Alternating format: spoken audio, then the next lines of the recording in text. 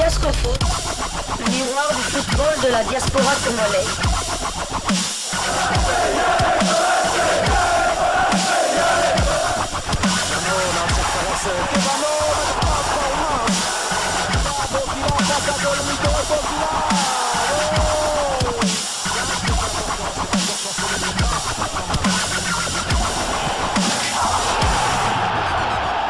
Diascofoot, le miroir du football de la diaspora congolaise.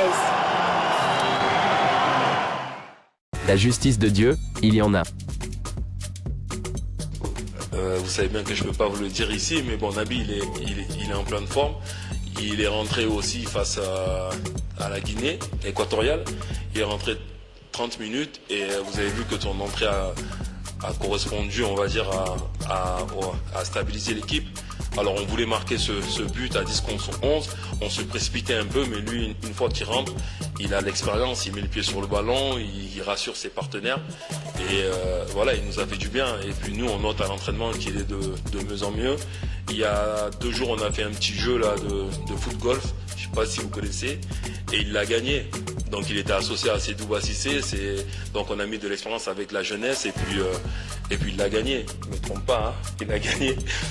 Et donc il est en forme vraiment. Moi je réponds sur le plan médical. Pour Ilex c'est un peu compliqué parce qu'il a vraiment mal, donc on va attendre encore. Mais pour Athé, là c'est bon. Il a repris l'entraînement et il sera là.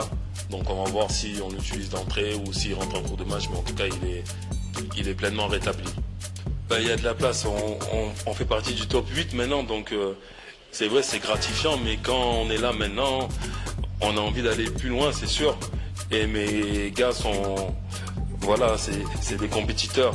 Ils savent très bien ce qui nous attend demain. On joue la RDC et il faut gagner pour aller voir ce qui se passe un petit peu au-dessus et pourquoi pas encore au-dessus. Donc on va pas jouer les fanfarons.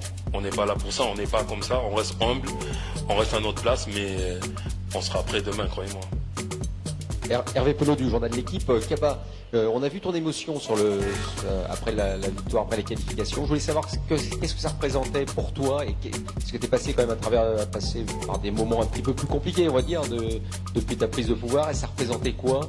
Et en gros, ton émotion, ça symbolisait un peu tout ce parcours, non? Moi, je sais pas, vous savez, quand je vois le ballon rentrer, on est à la 97 minutes.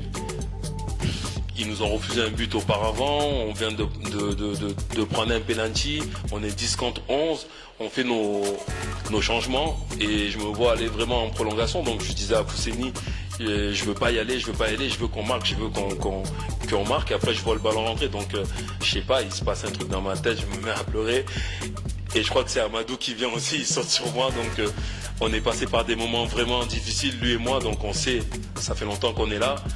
Et donc on a tous en mémoire les précédents échecs, et pour le pays c'était vraiment important. Alors on croit vraiment en ce qu'on fait, et je savais en plus en marquant à ce moment-là que c'était un coup KO, et c'est ça qui s'est passé. Donc moi à la fin du match je l'ai même pas vu, et donc après l'arbitre a sifflé 3, 5, 10 coups, je sais pas, mais en tout cas il a stoppé le match, et voilà, après c'était fini. Donc c'était une grosse émotion, et voilà, j'ai vraiment envie d'en revivre encore demain, et puis encore après, quoi, parce que quand on connaît ces joies-là, on n'a qu'une envie, c'est que ça continue.